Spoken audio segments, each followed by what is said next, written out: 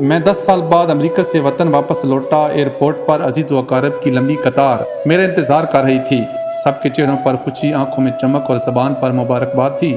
میں نے دل ہی دل میں سوچا، واہ آج تو واقعی زندگی کامیاب ہو گئی۔ ڈالر کما کر آیا ہوں، شہر میں عالی شان گھر بنا لیا ہے، نئی گاڑی بھی لے لی ہے۔ اب ایک شاندار دعوت ہونی چاہیے تاکہ سب کو معلوم ہو کہ میں کہاں سے کہاں پہنچ گیا ہوں۔ 2 دن بعد ایک بڑے ہوٹل میں دعوت کا انتظام کر دیا۔ رشتہ دار، دوست احباب اور محلے والے سب مدعو تھے۔ گھر میں گہما گہمی تھی۔ بیوی مہمانوں کی فہرست دیکھ رہی تھی کہ اچانک بولی، تم نے اپنی بہن کو بھی بلایا ہے؟ میں نے بے نیازی سے جواب دیا، ہاں سب کو دعوت دی ہے، وہ خود آ جائے گی۔ دعوت کا دن آ گیا۔ حال روشن کہکوں سے جگمگا رہا تھا۔ لوگ گلے مل رہے تھے، تصویریں بن رہی تھیں، تعریفوں کے پل باندھے جا رہے تھے، لیکن اس ہجوم میں ایک چہرہ غائب تھا، میری چھوٹی بہن عائشہ کا۔ میں نے فوراً فون ملایا۔ کئی گھنٹیوں کے بعد اس نے کال اٹھائی۔ آواز بھاری تھی، عائشہ تم آئی کیوں نہیں؟ سب تمہیں یاد کر رہے ہیں۔ چند لمحوں کی خاموشی کے بعد اس کی دھیمی ہوئی آواز سنائی دی، بھائی بھابھی نے کہا تھا کہ آپ نے خاص لوگوں کو بلایا ہے، میں نہ آؤں تو بہتر ہے۔ میرا دل جیسے بیٹھ گیا کہ تم کیا کہہ رہی ہو؟ میں نے تو سب کو بلایا تھا۔ وہ آہستہ سے بولی، کوئی بات نہیں بھائی، آپ خوش رہیں۔ اور فون بند ہو گیا۔ اچانک ہال کی روشنیاں مدھم لگنے لگی، کہہ کے شور محسوس ہونے لگے۔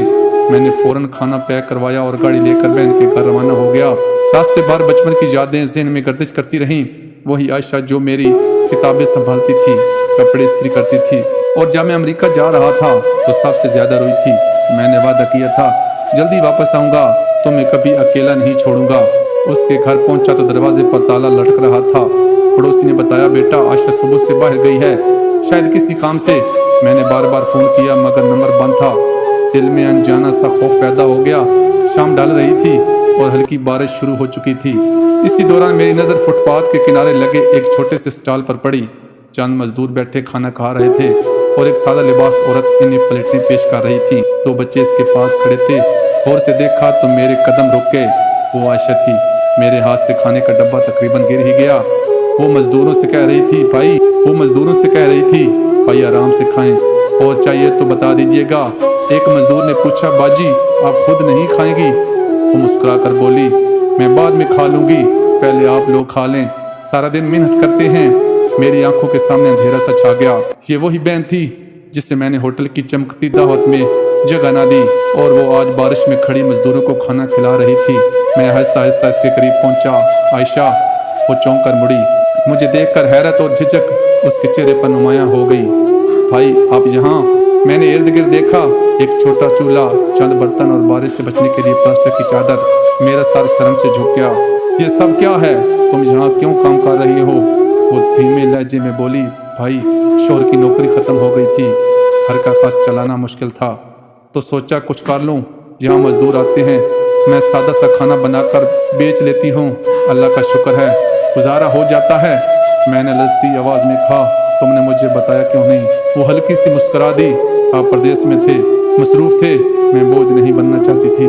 میرے ذہن میں اپنی آسائش بھری زندگی گھوم گئی، کشادہ گھر، مہنگی گاڑی، قیمتی گھڑی، اور یہاں میری بہن بارش میں کھڑی رزق کما رہی تھی۔ میں نے پیک کیا ہوا کھانا اس کے سامنے رکھا، یہ تمہارے لیے لایا تھا۔ اس نے ڈبہ کھولا، پھر میری طرف دیکھا، آنکھوں میں نمی تھی مگر لہجہ نرم تھا۔ بھائی مجھے آپ کی دعوت سے زیادہ آپ کی توجہ چاہیے تھی۔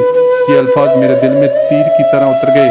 اسی لمحے میں نے فیصلہ کر لیا، اگلے دن اس کے شوہر سے ملا اور اسے اپنی کمپنی میں ملازمت دے دی، بچوں کے بہتر اسکول کا بندوبست کیا، اور سب سے اہم بات، اپنی بیوی کو سمجھایا کہ رشتے دولت سے نہیں بلکہ خلوص اور احترام سے جیتے جاتے ہیں۔ چند دن بعد دوبارہ دعوت رکھی، مگر اس بار اپنے گھر کے صحن میں، نہ کوئی ہوٹل، نہ نمود و نمائش۔ سب سے پہلے خود بہن کے گھر گیا اور اسے ساتھ لے کر آیا۔ اس دن جب عائشہ میرے برابر بیٹھی تھی تو پہلی بار محسوس ہوا کہ میں واقعی کامیاب ہوں۔ دعوت کے اختتام پر میں نے سب کے سامنے کہا، میں امریکہ سے ڈالر کما کر آیا تھا، لیکن اصل دولت تو مجھے آج ملی ہے، اپنی بہن کی دعائیں۔ عائشہ نے مسکرا کر جواب دیا، بھائی گھر دیواروں سے نہیں بنتا، گھر وہاں بنتا ہے جہاں اپنوں کی عزت ہو۔ اسی دن مجھے احساس ہوا کہ دولت انسان کو بڑا نہیں بناتی بلکہ رشتوں کی قدر اس سے عظیم بناتی ہے، اور میں نے دل میں عہد کیا کہ آئندہ کبھی اپنی کامیابی کے شور میں اپنوں کی خاموشی کو نظر انداز نہیں کروں گا۔ اگر آپ کو یہ ویڈیو اچھی لگے تو مجھے فالو ضرور